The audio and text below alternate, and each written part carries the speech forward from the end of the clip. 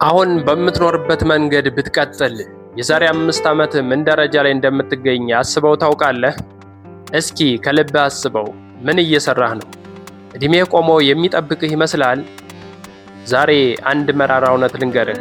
በዓለም ላይ ትልቁ ጠላትህ ሰይጣን አይደለም፣ ድህነትም አይደለም፣ አንተን የሚጠሉ ሰዎችም አይደሉም። ትልቁ ጠላትህ አንተ ራስህ ነህ። ራስህን እንደ ንጉሥ ማየትህ። ምን አለህ? እስኪ አስበው።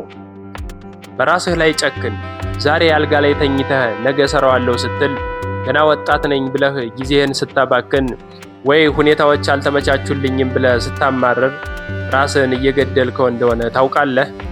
ወርቅ እሳት ውስጥ ካልገባና ያ የሚያቀልጠው ሙቀት ካልፈተነው ዝም ብሎ ድንጋይ ነው። አንተም እንደዛው ነህ። ራስህ ላይ ካልጨከንክ፣ ራስህን ካላቃጠልክ ዝም ብለህ ተራ ሰው ሆነህ ትቀራለህ። መቃብርህ ላይ የሚጻፍ ቅጽል የክብር ስምህ ማን ነው? ዛሬ የምትፈራው ያ መከራና ድካም ነገ የክብርህ ዘውድ የሚሆነው ነው። ዝግጁ ነህ? ዛሬ ራስህ ላይ እንዴት መጨከን እንዳለብህና ወደ ስኬት ማማ እንዴት እንደምትወጣ በዝርዝር እናያለን። ዛሬ የምነግርህ ታሪክ ልብህን ካልሰበረው ሕይወትህ ሊቀየር አይችልም። ዛሬ ራስ ላይ ካልጨከንክ ነገ ዓለም ስትረግጥህ የምታለቅስበት ትከሻ አታገኝም። ይህ ቪዲዮ ዝም ብሎ ምክር አይደለም፣ የህይወትና የሞት ምርጫ ነው። እስከ መጨረሻው ካልቆየህ ለውጥን አትፈልጋትም ማለት ነው። ምክንያቱም ለውጥ ትዕግስት ለሌላቸው ሰዎች አትሰጥምና። እነዚህንና መሰል የስኬት ምስጢራትን ለመረዳት ቻናሉን ሰብስክራይብ አድርግ። አንድ ትልቅ ሰው ለልጃቸው የነገሩትን ምክር ላካፍልህ። ልጃቸው ልክ እንደ ብዙዎቻችን ጊዜውን በዋዛ ፈዛዛ የሚያሳልፍ ነገን የማያስብ ቸለልተኛ ነው። አባቱ እንዲህ አሉት፣ ልጄ ሆይ ሕይወት ልክ እንደ በረዶ ብሎክ ናት። ብትጠቀምባትም ባትጠቀምባትም መቅለጡ አይቀርም።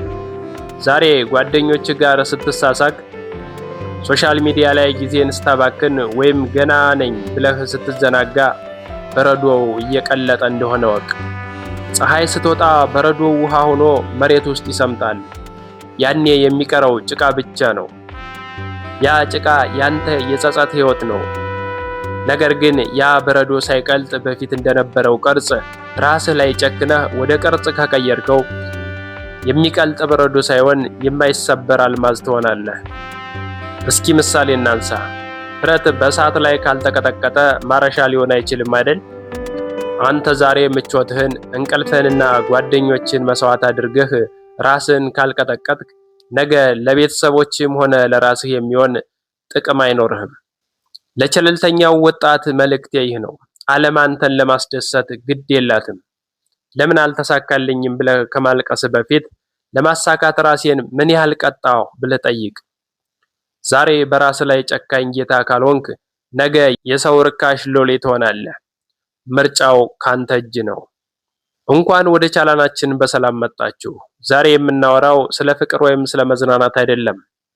ዛሬ የምናወራው ስለ ዲሲፕሊን እና በራስ ላይ ስለመጨከን ነው። ብዙ ሰዎች ራስህን ውደድ ሲሉህ ራስህን ማሽቃበጥና በምቾት መኖር ይመስላል። ነገር ግን እውነተኛው የራስ ፍቅር ማለት ራስህን ካለህበት ዝቅተኛ ሕይወት አውጥተህ ወደ ተሻለ ቦታ ለማድረስ ዛሬ ራስህን መቅጣት ስትችል ነው። አንድ ታሪክ እናንሳ። ከቆሻሻ ገንዳ እስከ ህልም ማማ። ዮናስ የሚባል አንድ ወጣት ነበር። በድህነት ያደገ ነገር ግን ትልቅ ህልም ያለው። ዮናስ ሁልጊዜ ስኬታማ ሰዎችን ሲያይ እኔም አንድ ቀን እንደነሱ ሆናለሁ ይላል። ነገር ግን በተግባር አደገኛ ሰነፍ ነበር። ጓደኞቹ ጋር መዋል፣ ፊልም ማየትና እንቅልፍ ይወዳል። አንድ ቀን አባቱ ታመው ሆስፒታል ገቡ። ዮናስ ለአባቱ ሕክምና የሚሆን አንድ ሳንቲም በኪሱ አልነበረውም። አባቱ በገንዘብ እጥረት ምክንያት ሕክምና አጥተው ሲሰቃዩ ሲያይ ዮናስ ለመጀመሪያ ጊዜ በራሱ ላይ ተቆጨ። ራሱን ጠላ። ለምን ራሴን አላዘጋጀሁም? ለምን ጊዜን አባከንኩ? መሬት ላይ ተደፍቶ ስቅስቅ ብሎ አለቀሰ። ከዚያን ቀን ጀምሮ ዮናስ በራሱ ላይ መጨከንን ወሰነ። የመጀመሪያው እርምጃ ጠዋት 11 ሰዓት ላይ መነሳት ነበር። ሰውነቱ ተኛ እያለው እርሱ ግን በበረዶ ውሃ ተጣጥቦ ከምቾት አልጋው ይነሳል። ሁለተኛው በቀን 14 ሰዓት መስራት ጀመረ። ጓደኞቹ ሲዝናኑ፣ እርሱ ግን በትርፍ ሰዓቱ መጽሐፍ ያነብ ነበር። ጠቃሚ ቪዲዮዎችንም መከታተል ጀመረ።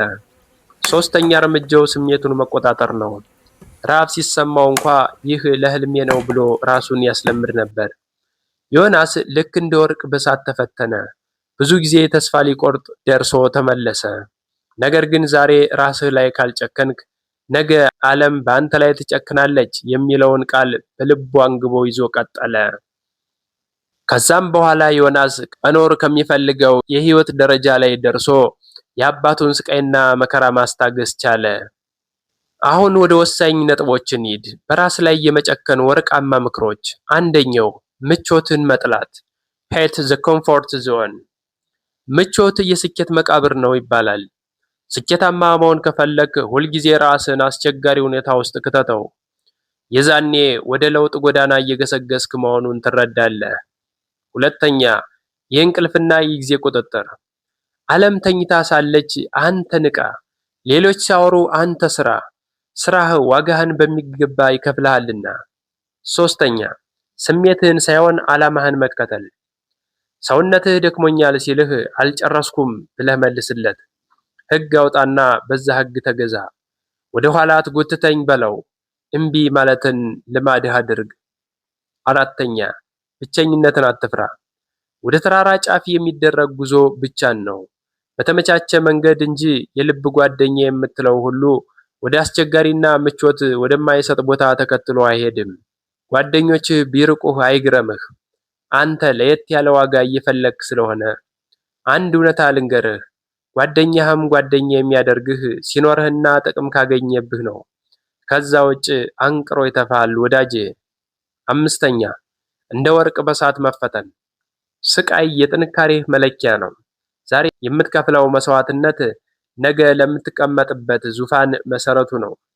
ወዳጄ፣ ይህ ቪዲዮ ሲያልቅ ወደ ቀድሞው ህይወትህ ልትመለስ ትችላለህ፣ ወይ ደግሞ ዛሬ በቃኝ ብለህ በራስ ላይ ጨክነህ አዲስ ምዕራፍ ትጀምራለህ።